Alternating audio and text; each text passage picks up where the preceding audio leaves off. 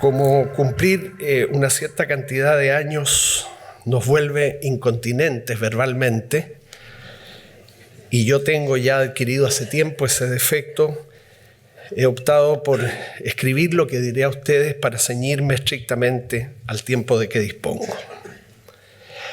Es con justa razón, pienso, ustedes podrían preguntarse, ¿qué hace aquí un profesor de filosofía del derecho, hablando de ciudades puerto? Los acompañantes, Iván y Silvia, con similar razón podrían preguntarse lo mismo, porque no soy un buen conocedor ni menos un experto en ese tipo de ciudades. Ni siquiera conozco bien Valparaíso, aunque me consuela pensar en algo que he escuchado decir más de una vez a Todd Temkin: quien diga que conoce bien Valparaíso está mintiendo. Porque esa es una de las gracias de esta ciudad. Nunca se deja ver del todo. Está aquí, desde luego, se muestra, aunque tiene pliegues y costuras que escapan a la mirada del observador más atento. Por momentos parece también que el problema con ella es otro. No que la ciudad no se deje ver del todo, sino que se deja ver completamente. Pero lo que ella deja ver, si lo miras en otra ocasión, no es ya lo mismo, sino algo distinto. Sócrates pedía a sus contemporáneos, especialmente a los que iban por la vida en plan de sabios, que admitieran que no sabían lo que creían saber, o que sabían menos de lo que creían saber, o que sabiendo algo no disponían del lenguaje ni de la capacidad argumentativa para transmitirlo claramente a los demás. Cada vez que creamos saberlo todo sobre Valparaíso y que disponemos del lenguaje para darlo a conocer, tendríamos que recordar, creo, la figura del filósofo. Quiero rogar, de verdad, que no esperen mucho de mi intervención esta mañana. Me moveré en un cuadro de ideas muy generales, aunque me tranquiliza saber que mis compañeros de esta actividad podrán expresar cosas más concretas, más prácticas, planteamientos que nos hagan entender mejor nuestro casi siempre mal comprendido Valparaíso y que permitan avistar con cierta claridad por dónde tendrían que ir las medidas que mejoren el estado de la ciudad y la expansión de su puerto. Como siempre, hablaré desde una perspectiva no técnica, sino, diré, humanista. Y si empleo esta última y venerable palabra no es para presumir, sino solo para dar una pista acerca de lo que puede razonablemente esperarse, no mucho por tanto, cada vez que hablo o escribo sobre esta ciudad. Una perspectiva humanista, he dicho, y por tanto bastante general, posiblemente algo vaga, líquida, subjetiva incluso, aunque no espero incurrir en el pecado cometido tantas veces al hablar o escribir sobre esta ciudad, a saber, cargarme mucho del lado de la literatura y hasta de cierta fácil resignación a los males de Valparaíso, como si se tratara de fatalidades que no pudieran ser evitadas. Así, por ejemplo, de verdad, juro no repetir nunca más aquello que he dicho tantas veces de que Valparaíso es un sueño que soñaron sus antiguos habitantes y que a nosotros no nos queda más remedio que continuar soñando. No, de los sueños, incluso cuando son buenos, y ni qué decir de los malos, hay que despertarse. Valparaíso necesita cualquier cosa menos sueños. Necesita ideas, proyectos. A veces llamamos ideas a los que son nuestros meros deseos y proyectos a lo que son simplemente nuestras ideas. Habría que tener cuidado con eso. Los deseos son solo deseos, no alcanzan a ser ideas. Y las ideas son únicamente ideas, no constituyen por sí solas un proyecto. Entonces habría que dejar de hablar, creo yo, acerca de los sueños que tenemos para Valparaíso. Es la hora no de los sueños, sino de los deseos, pero mucho más que eso, de las ideas, sobre todo de los proyectos. Vengan estos de donde vengan, del mismo Valparaíso, ojalá, o de fuera de él, porque ya es hora de que los porteños dejemos de desconfiar de toda idea o proyecto que provenga de alguien situado 1 metro más allá de Curacaví. Una ciudad que bien sabemos es varias ciudades. Valparaíso es en realidad Valparaísos. Ante todo está el Valparaíso, ciudad habitada. Tenemos luego a Valparaíso, ciudad puerto. Hay también un Valparaíso, ciudad turística. Del mismo modo, un Valparaíso, ciudad patrimonial. Y tenemos, cómo no, Valparaíso, ciudad universitaria.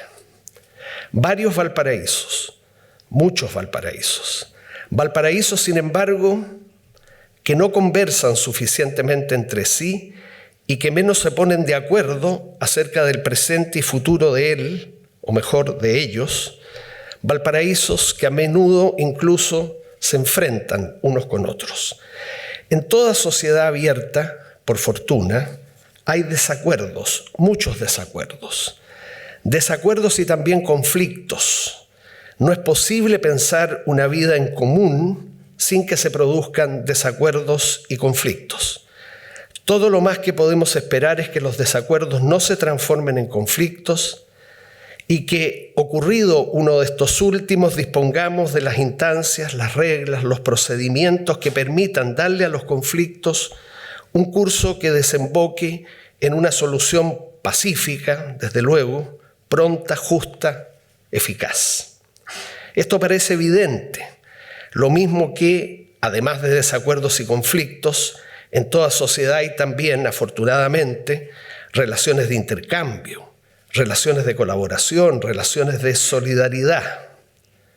Pero lo que quiero señalar es que una visión, o solo una visión muy candorosa de lo que significa vivir en sociedad, podría llevarnos a considerar que desacuerdos y conflictos constituyen patologías sociales de las que tendríamos que avergonzarnos. Desacuerdos y conflictos son simplemente inseparables de la vida en común. Por cierto, también tenemos desacuerdos sobre Valparaíso. Desacuerdos no tanto sobre su presente, que a nadie gusta mucho, en verdad, sino acerca de su futuro. Algún grado también de desacuerdo acerca de su pasado, porque ya sabemos que la historia, ese relato que los historiadores nos presentan en sus libros y disertaciones orales, no contienen la historia hechos, sino selecciones e interpretaciones de hechos ya acaecidos. A propósito de desacuerdos sobre el pasado de Valparaíso, o acaso tan solo malentendidos acerca de ese pasado, solemos olvidar que si el Comité del Patrimonio Mundial de UNESCO inscribió los barrios históricos de la ciudad en la lista del Patrimonio Cultural de la Humanidad, no fue por el anfiteatro que forman sus cerros, ni por su arquitectura espontánea, ni menos por los terremotos, naufragios, incendios y otras calamidades que caen cada cierto tiempo sobre la ciudad. Fue porque, comillas, así lo dijo el comité, Valparaíso es un testimonio excepcional de la fase temprana de la globalización de avanzada del siglo XIX, cuando se convirtió en el puerto comercial líder de las rutas de la costa del Pacífico en Sudamérica. Valparaíso puerto, entonces, Valparaíso comercio, Valparaíso cosmopolita. Si Valparaíso, como un simple hecho de la naturaleza, fue primero solo una bahía habitada con fines de pesca y sobrevivencia por sus primitivos moradores, fue luego un puerto, que es ya una obra del hombre, que abrigó parte de las aguas de la bahía para hacer posible la entrada y la salida de mercaderías y de personas. Valparaíso finalmente fue ciudad, otra obra del hombre, no de la naturaleza. Entonces, el puerto está en el origen y por tanto en la identidad de la ciudad. De manera que uno puede preguntarse, ¿cómo es posible ver hoy en el puerto, salvo que éste hiciera muy mal las cosas, una amenaza para la identidad de la ciudad de Valparaíso? Volvamos por un momento a los desacuerdos en general, que tanto pueden recaer sobre creencias, sobre ideas y muy habitualmente sobre intereses. Las creencias, esas en las que estamos firmemente instalados, dan lugar a desacuerdos por lo general irreductibles. Y se procesan estos desacuerdos sobre creencias mediante el encuentro de las posiciones opuestas, y todo lo más que ese encuentro de creencias opuestas puede conducir es a que las partes que discrepan se dispensen paz y tolerancia recíproca. No es poco. Así, por ejemplo, cuando se enfrentan quienes creen y quienes no creen en Dios, o quienes afirman que una u otra iglesia es la verdadera, tienen un desacuerdo sobre creencias, un desacuerdo en cierto modo irreductible, que procesan mediante el encuentro, y a lo más que pueden llegar, repito, no es poco, es a tolerarse recíprocamente y a deponer cualquier agresividad recíproca. Las ideas sobre las cuales también hay desacuerdos, en las que no estamos tan instalados como en las creencias, sino que simplemente las tenemos, dan lugar a desacuerdos en los que existe ahora sí la posibilidad de que las ideas se cambien o se modifiquen, al menos en parte. Los desacuerdos de ideas se procesan mediante el diálogo racional y pueden conducir a mucho más que la paz y la tolerancia. Pueden desembocar en la persuasión total o parcial de uno u otro de los que enfrentan ideas distintas. Así, por ejemplo, la cuestión de si una reforma educacional debió comenzar por el sector público y por el sector privado es un típico, creo yo, desacuerdo de ideas. Los intereses también se tienen y solemos defenderlos con más fuerza que las ideas. Los desacuerdos de intereses se procesan de otra manera, mediante la negociación, y a lo que pueden conducir es a transacciones entre quienes los tienen opuestos. ¿En qué medida el tan discutido proyecto de un mall en el sector de Barón es simplemente una discusión de intereses? Creo yo, en una muy alta medida. Vale la pena discernir cuándo nuestros desacuerdos son sobre creencias, sobre ideas o sobre intereses, puesto que cada uno de ellos se procesa, como vimos, de manera diferente, y es también distinto a lo que tales procesamientos pueden conducir en uno y otro caso. También es cierto que los acuerdos son a veces tanto de ideas como de intereses, que es lo que ocurre en el caso de los proyectos de ampliación de nuestras faenas portuarias, hacia el norte, hacia el sur, hacia ambos lados, hasta qué punto de ambos lados, cómo se podrían aumentar los recursos que las concesionarias de nuestro puerto destinan para proyectos sociales a favor de la ciudad, de manera que esos proyectos no sean puramente simbólicos. En el caso de los desacuerdos de intereses, que por momentos parecen ser los más, puesto que una sociedad, me parece a mí, es antes un hervidero de intereses que de ideas, no deben ser los desacuerdos de intereses motivos de vergüenza. Todos tenemos intereses y algunos, unos pocos, tienen grandes intereses. Lo malo de los desacuerdos de intereses no es que los haya, sino que se los presente como si fueran desacuerdos de ideas, de creencias, de proyectos, de ideas país, u otras expresiones grandilocuentes. La palabra intereses suena algo ruda, como algo que se vincula al beneficio propio, al egoísmo. Y es por eso que muchas veces los desacuerdos de intereses se maquillan o enmascaran como si fueran de creencias, de ideas o de proyectos. Pues bien, ¿cuáles de nuestros desacuerdos sobre Valparaíso son de creencias, son de ideas o son simplemente de intereses? ¿Y cuáles de los conflictos de intereses que cruzan la ciudad y la región se disfrazan de desacuerdos de creencias o de ideas o de proyectos o incluso de sueños?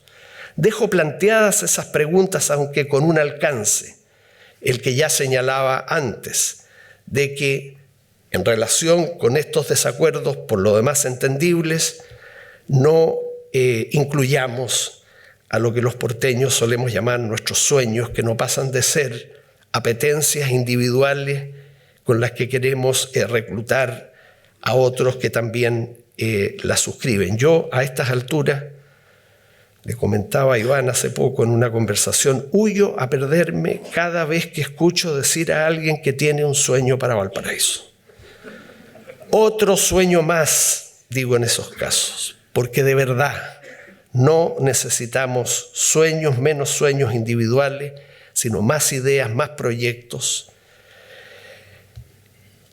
Y por fortuna, agregaré en relación con esto, tenemos hoy en Valparaíso algo que no teníamos hace 5 o 10 años. Un buen número de acreditadas organizaciones de la sociedad civil que respecto de la ciudad y de la región están pasando de los deseos a las ideas y mejor todavía, de las ideas a las propuestas y de las propuestas a los proyectos. He estado en un par de ellas en el último tiempo y me he permitido dejar allí una idea, o acaso tan solo un deseo.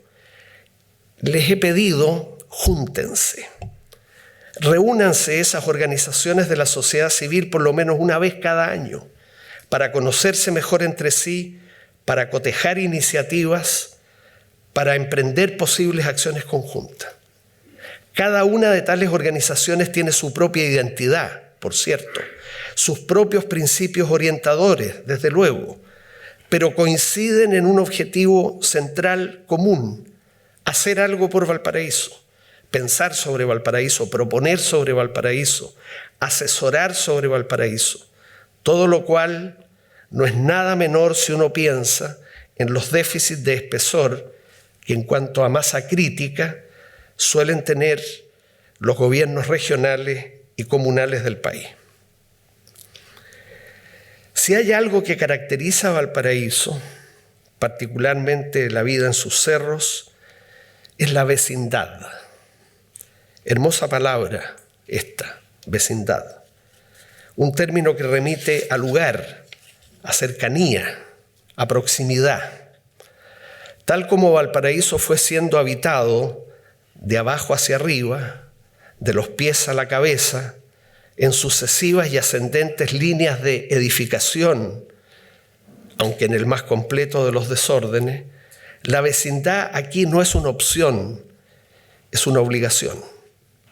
Se trata de una vecindad obligada, puesto que si vecino es simplemente aquel que vive al lado, o acaso tan solo en nuestro mismo barrio, en Valparaíso los vecinos viven pegados, literalmente pegados unos a otros, hasta el punto de que el patio de uno puede ser la entrada al comedor de otro.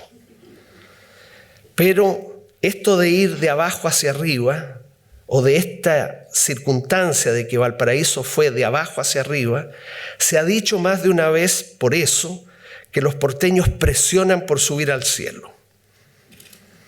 Aunque a veces lo que hay arriba, más arriba, se parece mucho más al infierno. ¿Cuándo los habitantes de un mismo lugar pasan a ser vecinos? Se trata de algo que depende del grado de proximidad, pero no solo física. Ser vecinos importa también algún grado de recíproca colaboración, de solidaridad incluso. Vecinos es más que habitantes, y en el caso de Valparaíso, lo que ocurre es que sus habitantes están obligados a ser vecinos, a colaborar entre sí. Tal es la proximidad que Valparaíso parece ser de pronto una sola casa, un solo barrio, un solo cerro que por historia o convención va tomando distintos nombres hasta completar la ilusión de los 42. Las viviendas de Valparaíso semejan camarotes de un mismo barco, camarotes conectados por una delgada puerta sin llave que no es del caso golpear para pasar de uno a otro. Aquí cada casa cuida la de al lado. Y allí puede estar el motivo de ese espíritu en el que yo sí creo de colaboración y solidaridad entre los porteños. Seguramente ustedes saben quién fue Zoilo Escobar. Siempre que uno dice esto es porque está seguro que la mayoría no lo sabe. Cuenta Neruda que Zoilo Escobar era un porteño solitario que salía todos los días a hacer sus ejercicios en el balcón de su casa. Y que la separación de la construcción que él habitaba con las construcciones de la vereda de enfrente era tan mínima que todos se enteraban de sus elongaciones. Un día no lo vieron salir al balcón y los vecinos supieron de inmediato que Zoilo Escobar había muerto. Entraron a su vivienda en busca del muerto, del cadáver, digamos, y del violín Stradivarius que tocaba Zoilo todas las tardes. En el closet que abrieron antes de vestirlo estaba su único terno, impecable, pero el violín había desaparecido. Valparaíso en estado puro, ¿no les parece? Victorio Pecio Vargas fue todo un personaje en Valparaíso. Temible abogado, brillante profesor de Derecho Civil, director por largos años de la Escuela de Derecho de la entonces sede de Valparaíso de la Universidad de Chile. Estamos hablando de los años 50 y 60 del siglo pasado. Pecio concibió y dirigió las obras de construcción del bello edificio que alberga a esa escuela, que está en el número 2200 de la avenida Errázuriz de nuestro puerto, un edificio que, como tantos en Valparaíso, parece un barco anclado en la ciudad, en este caso un barco azul cuyos azulejos y mosaicos fueron traídos directamente desde Italia.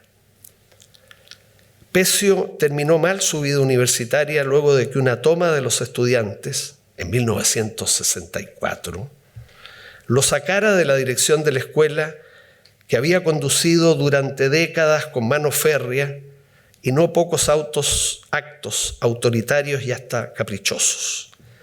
Cierta vez estaba él integrando con otros 2 profesores la comisión que recibía el examen de Derecho Romano de un estudiante, asignatura que era el cuco de las asignaturas que entonces se cursaban en primer año. Serían las 5 de la tarde cuando ingresó a la sala el mayordomo de la escuela y ofreció té a los profesores que en ese momento escuchaban un muy mal examen acerca de la mora del acreedor. Sí, aceptó Pecio, traiga té. Y apuntando con su dedo índice al atribulado estudiante que tenía enfrente, agregó, y traiga también un fardo de pasto para este burro. De ese estudiante nunca más se supo. Sus compañeros lo perdieron de vista y cuentan que no volvió a pisar la escuela. Un acto de crueldad, el de Pecio, que hoy día sería prácticamente impensable protagonizar con un estudiante. ¿Pero a qué voy?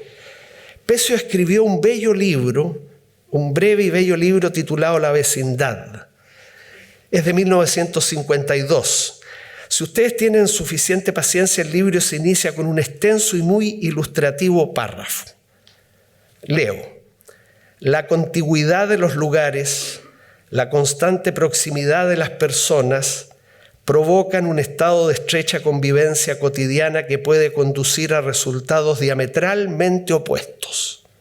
Es un estado de vida fatalmente necesario de donde puede surgir una espontánea y amistosa cooperación entre vecinos que comparten sus alegrías o que se ayudan mutuamente a soportar sinsabores y desgracias, o bien puede provocar un régimen de franca y permanente hostilidad que día a día y al influjo de episodios baladíes, de sucesos pueriles, hasta llegar a los más serios disgustos, va irritando los espíritus y creando una enemistad colérica, fecunda en conflictos, animosidades, querellas, que comprometen a todos los miembros de la familia y dividen a los distintos moradores de un barrio o de un edificio en bandos irreconciliables.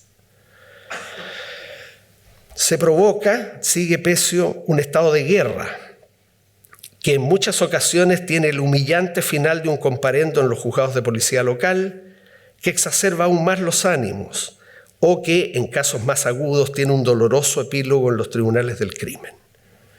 Y agrega todavía Pecio con la misma elegancia de estilo. Es evidente que tener vecinos pendencieros, susceptibles, intrusos, indiscretos, desconsiderados constituye una desgracia que puede amargar la existencia de los demás y es difícil recomendar un sistema infalible para ponerse a salvo del cortejo innumerable de disgustos que provoca esa clase de gente. Algunos recomiendan vida de completo aislamiento en medio de vecinos cuyo temperamento y reacciones se ignoran y optar por vivir entre ellos como un fantasma. Así, no son pocos quienes se jactan de no saber ni el nombre de sus vecinos y que no cambian con ellos ni siquiera un barato saludo de cortesía.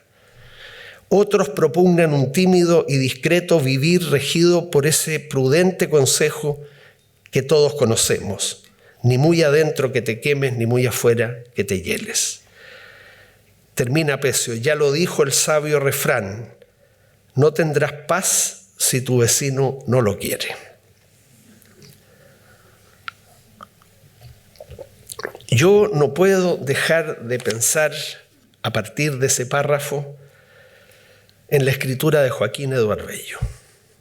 Me parece de tanta calidad una como otra. Y ya saben ustedes, esto sí lo sabemos todos, que Eduard Bello, entre otros asuntos, se ocupó con sentimientos siempre muy encontrados de nuestra ciudad. Eduard Bello, en su tiempo, escribió, comillas, en Valparaíso, cuando comenzaba este siglo, se refiere al 20, no había secretos, todo se sabía. Si nos comprábamos zapatos, si nos cortábamos el pelo, se notaba enseguida.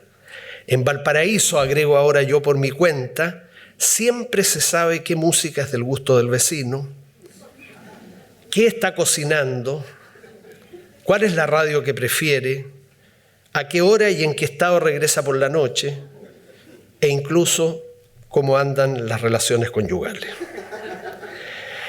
En Valparaíso tenemos varios problemas y definiciones pendientes, aunque no hay otro peor que la pobreza y concretamente la vida en lo que se llama asentamientos, donde se dice viven personas vulnerables.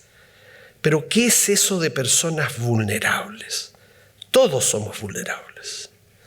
Los que viven en campamentos son pobres y a veces incluso indigentes. Un reciente estudio de Techo ha dado cifras que los medios de comunicación consideraron alarmantes y que son mucho más que eso. Son indecentes. Hace 4 años en el Gran Valparaíso, las familias que vivían en esa condición vulnerable eran 7.531, hoy son 10.152. 6.000 más que las que hay en la región metropolitana y 2.000 más que en la región del Biobío. Más del 90% de esas familias no tiene acceso formal al agua potable ni al alcantarillado. Pero claro, estamos en la OCDE, ¿cierto? Y tenemos un ingreso per cápita sobre los $20.000.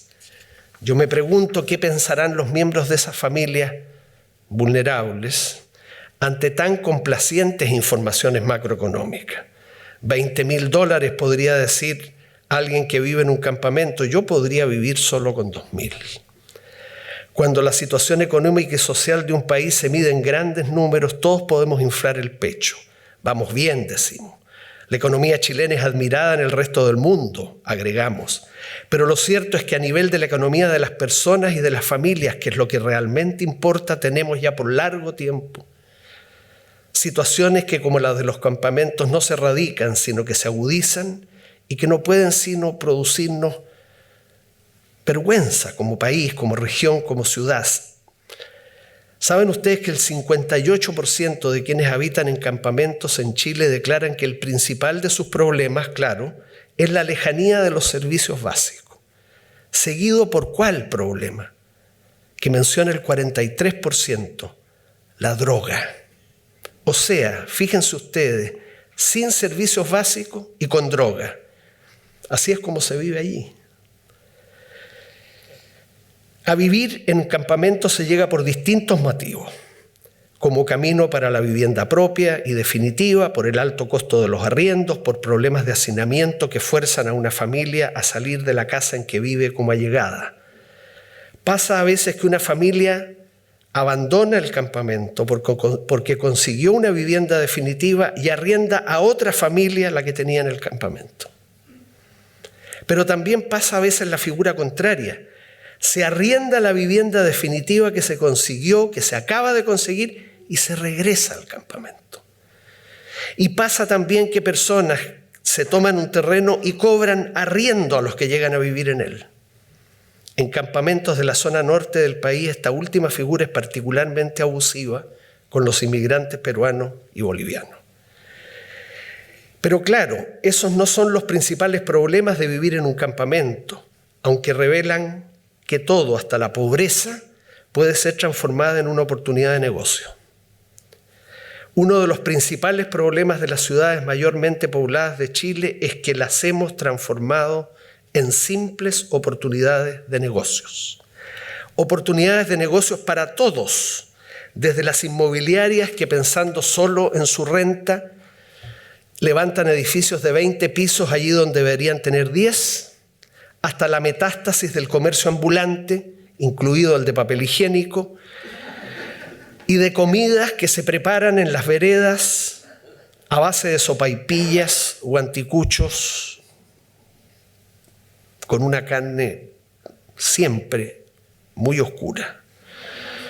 Es tal la metástasis del comercio ambulante que no ya en las cercanías de la Plaza de Viña, en donde hay rumas de papel confort, de verdad, papel higiénico debiera decir, que en el Puente Quinta, uno de cuyos extremos da a la puerta del municipio, hay habitualmente 4 puntos de venta. Uno de paltas, otro de pan integral, uno de caramelos y el cuarto de usleros, palas y cucharas de madera para la cocina. Oportunidades de negocio.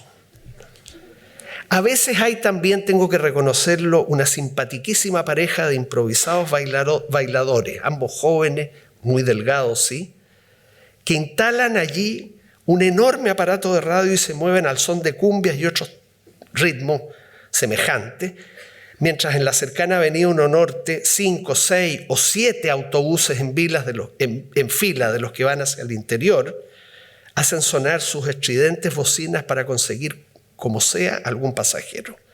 Sin embargo, diré, por si hay aquí algún funcionario municipal de mi segunda y tan querida ciudad como Valparaíso, que es Viña, no toquen a los bailarines.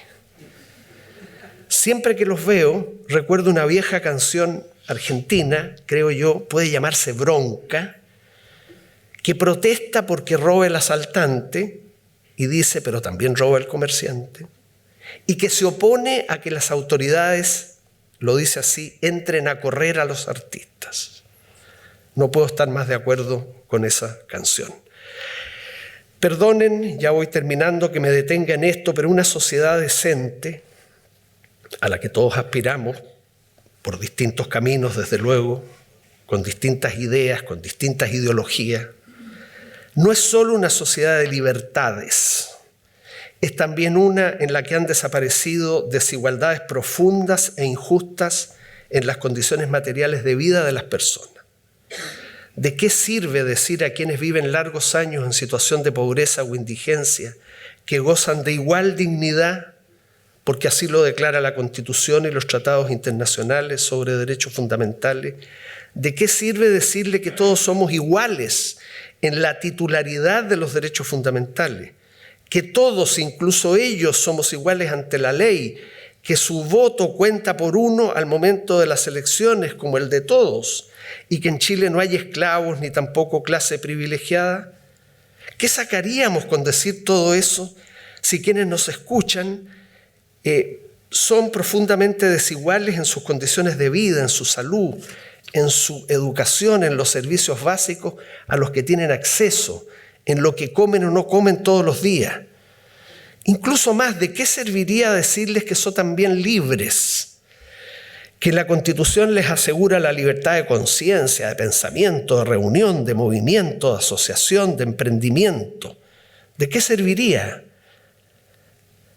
si esas libertades para ellos no pasan de ser sino letra muerta escrita en un papel?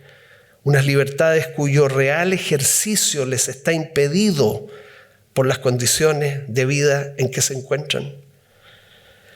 Permítanme decir que, relacionado de algún modo con lo anterior, Valparaíso ostenta un orgulloso pasado de orden social, y no precisamente por la pobreza ni los campamentos, sino por los movimientos y organizaciones sociales que nacieron aquí a comienzos del siglo pasado y a fines del XIX. El historiador Mauricio Ursúa viene trabajando desde hace algunos años en un archivo de la sociedad civil en Valparaíso, ciudad a la que él llama, bellamente, la verdadera República de las Artes y Oficios.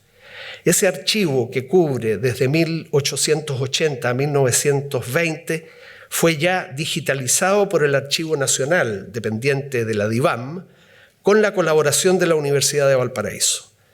Desde el archivo reunido por Ursúa nos hablan obreros, costureras, repartidores de pan, trabajadores marítimos, empaquetadores del comercio, que en esos años luchaban por lo que se llamaron leyes sociales y que en las fotografías que ha reunido el autor del archivo lucen increíblemente atildados, con trajes bien planchados, llevando sombrero, corbata y, lo que es mejor, una inequívoca expresión de orgullo en sus miradas. Eran trabajadores que se interesaban por su situación, cómo no, pero también se interesaban por el buen gobierno de su país, por el buen y justo gobierno de Chile, por la República, palabra esta que hoy pocos sabríamos decir en qué consiste exactamente. Pues bien, ¿cómo podrían interesarse por el buen gobierno de Chile, por el buen y también justo gobierno de su patria, las personas que no tienen hoy cubiertas siquiera sus necesidades básicas y que, como en nuestros campamentos, no disponen siquiera de servicios básicos de agua, de luz, de alcantarillado? Concluyo. Valparaíso, entonces, Valparaísos, no Valparaíso, pero Valparaísos que no conversan suficientemente entre sí y que a menudo se enfrentan. Valparaísos que se encierran cada cual en sí mismo y que desarrollan una cierta paranoia frente a los otros Valparaísos. Valparaíso ciudad-puerto da de pronto la espalda a Valparaíso ciudad habitada.